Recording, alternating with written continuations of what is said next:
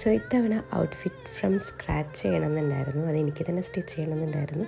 അതിന് വേണ്ടിയിട്ട് അമ്മയുടെ ഒരു പഴയ സാരിയും പിന്നെ ഒരു മെറ്റീരിയലും ഞാൻ പർച്ചേസ് ചെയ്തിട്ടുണ്ടായിരുന്നു. ഫുൾ സ്റ്റിച്ചിങ് വീഡിയോ എടുക്കാൻ പറ്റിയിട്ടില്ല, ബട്ട് ഔട്ട്പുട്ട് ഇങ്ങനെയാണ്.